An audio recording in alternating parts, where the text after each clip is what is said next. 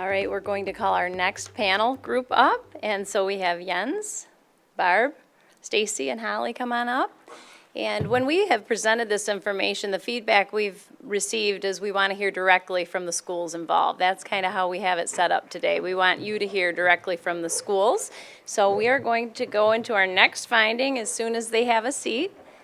And what they'll do is introduce themselves just like before, and then they'll kind of talk about the relevant data and how they use that in their schools. Go ahead. I'm Stacy Langdon at Brown Elementary in Byron Center. I teach 4th grade, and I also oversee our RTI response to intervention program. We look at data. You saw a lot of clips from our school in the video there. We look at several different pieces of data. We don't focus on one or two. We look at the whole child, not necessarily one or two particular tests. When we're looking at our data, we meet regularly and we meet as a team to go over that data and also get teacher input and observation along with that. Just to add to that answer, I think what we really strive for and we embrace it is this whole love of goal setting. And so when the kids know their goals and we help them chunk it out, that's the fun part. And that's where the passion comes, because we can all strive and we try to help them to see the beauty of the joy of reaching that goal. And so we just keep encouraging and encouraging and encouraging, but all along that, giving them the skills that they're going to need, because the teacher's instruction at that Tier 1 level is just top notch and coordinated so that the teachers all have the same language. And then from year to year, from kindergarten, grade 1, grade 2, those teachers are all talking the same talk, and then that registers with the kids. So I think that sets them up for success as well. Holly Bossett from North Godwin. And we've had a really big focus the last few years on having our PD days really be connected, instead of just, for a while there, it was, okay, let's talk a little bit about this, and then the next PD a little about this, and it's been really connected the last few years. So on getting the kids to work together, or on fluency, or on, and whatever it is, it's been kind of drilled to us, so then it kind of comes natural when it comes to the classroom. So that's been helpful. And then it's like she was saying too, with the RTI, we are testing the kids and finding out, what areas they need help with, and then again grouping them accordingly and moving them in and moving them out. And I think that's a big key too, is finding where they are and teaching them at their level, and then challenging the ones that are ready to go on and giving the extra help to the ones that need the help. I'm Jan Zmilovinsky. I'm the principal at Lakeshore Elementary.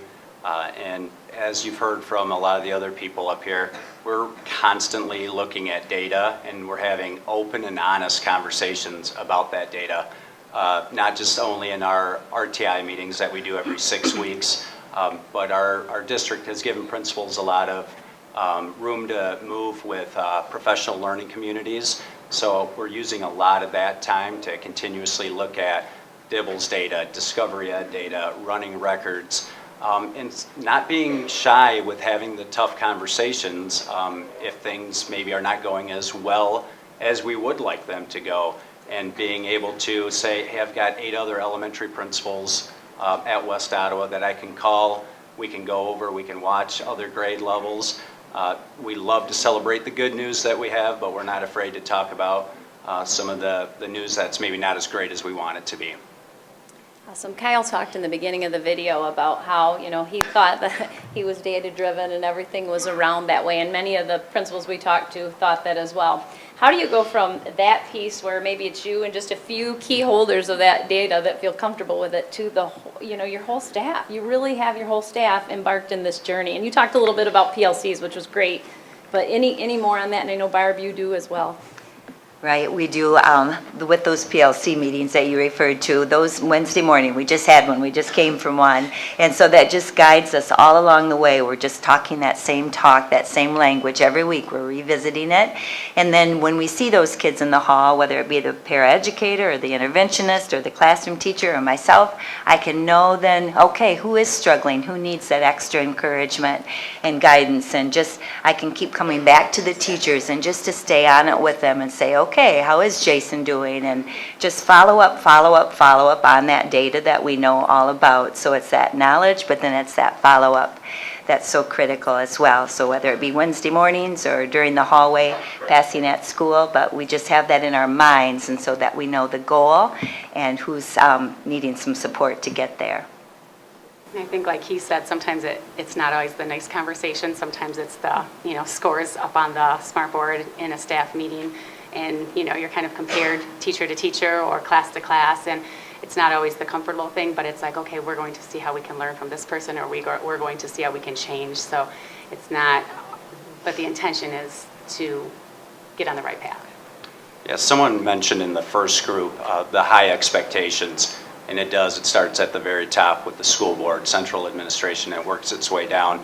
And our teachers definitely know those high expectations, and our own students know those expectations from the teachers. For example, yesterday my son's in kindergarten. He came home with a new book. He's like, Dad, it's a level 8. I have to be able to read this to a parent helper. They're going to be there next week. Can we read this a couple times today? Absolutely, yes we can. I mean, those are the conversations that our 6-year-olds are having with each other and with their parents on a regular basis. Absolutely, that was going to be my question. How do you have the students know what their levels are? So there's a great example. I also would like to point this out too, and I want you to speak to it, especially Barb and Jens. You seem to know the reading level of your students. Many, many, many students in your buildings. How did you learn those reading levels of hundreds of students, and how do you communicate with them, and what do you say to the students when you see them in the hallway? Oh, that's a great question, and I think the beauty of it is when you see all the data before you, then you can right away, your eyes focus on, okay, who's not there, who's not at grade level, because we want them to be there, to be successful, and to feel that love of learning. And so my eyes go there, and then right away you can get your mind around, okay, who are that group of kids, where are they, what classrooms are they in, and then you know the goal, you know how far they are from the goal, you know whether it's the confidence or the skill or what it is that they exactly need. We embrace the teachers there, and the teachers just journey that right along. Okay, we know what these kids need, and then we're going to give them what those skills are they need, and then we'll get them there.